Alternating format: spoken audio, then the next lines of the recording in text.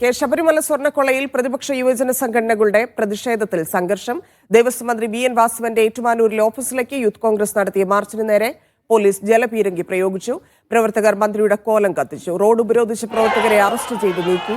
യുവമോർച്ച നടത്തിയ സെക്രട്ടേറിയറ്റ് മാർച്ചിൽ സംഘർഷമുണ്ടായി. പോലീസിന് നേരെ പ്രവർത്തകർ കല്ലെറിഞ്ഞു. പിന്നാലെ പോലീസ് ലാത്തിവീശി.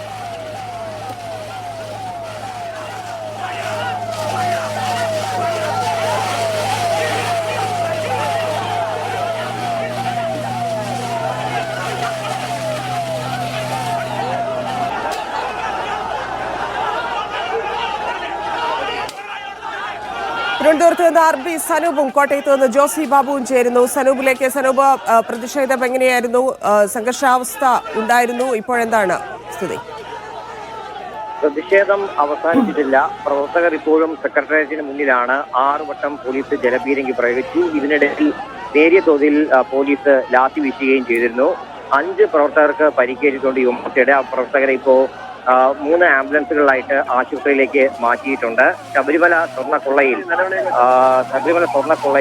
ദേവസ്വം മന്ത്രി വി എൻ വാസവനും അതേപോലെ തിരുവിതാംകൂർ ദേവസ്വം ബോർഡ് പ്രസിഡന്റ് പ്രശാന്തും അതേപോലെ അംഗങ്ങളും രാജിവെക്കണമെന്നുള്ളത് ആവശ്യം ഉയർത്തിക്കൊണ്ടാണ് യുവമോർച്ച ഇപ്പോൾ ഈ ഒരു പ്രതിഷേധവുമായിട്ട് സെക്രട്ടേറിയറ്റിന്റെ മുന്നിൽ എത്തിയത്. വലിയ രീതിയിലുള്ള സംഘർഷമൊക്കെ പ്രവർത്തകരുടെ ഭാഗത്തു നിന്ന് ഉണ്ടായിരുന്നെങ്കിലും പോലീസ് സംയമനം ഒക്കെ പാലിക്കുകയെന്ന് പോലീസ് നേരെ പലവട്ടം കല്ലും കമ്പും വലിച്ചെറിയുന്ന സ്ഥിതി ഉണ്ടായിരുന്നു. പക്ഷേ പോലീസ് സംയമനം പാലിച്ച് നിൽക്കുകയായിരുന്നു. തിരുവനന്തപുരം മുതൽ കാസർഗോഡ് വരെയുള്ള പ്രവർത്തകർ ഈ പ്രതിഷേധത്തിന്റെ ഭാഗമായിട്ട് ഇവിടെ എത്തിയിരുന്നു. ഇപ്പോ സമരം അവസാനിപ്പിക്കാൻ വേണ്ട നടപടികളിലേക്ക് യുവമോർച്ച കടക്കുന്നതായിട്ട് വേണം മനസ്സിലാക്കേണ്ടത്.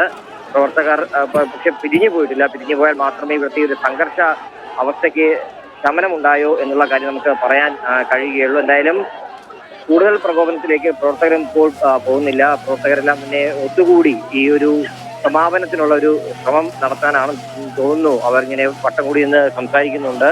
എന്തായാലും ഈ ഒരു ശബരിമല സ്വർണ്ണക്കൊള്ള അതിൽ ശക്തമായിട്ടുള്ള നടപടി വേണം എന്നാവശ്യപ്പെട്ട് തന്നെയാണ് ഈ ഒരു പ്രതിഷേധവുമായിട്ട് യുവമോർച്ച എത്തിയിട്ടുള്ളത്. ഇപ്പോൾ 3:30-ക്ക് BJPയുടെ പ്രതിനിധി സംഘം ഗവർണറെ കണ്ട് ഇതിൽ ശക്തമായിട്ടുള്ള അന്വേഷണം വേണമെന്ന് ആവശ്യപ്പെടുകയും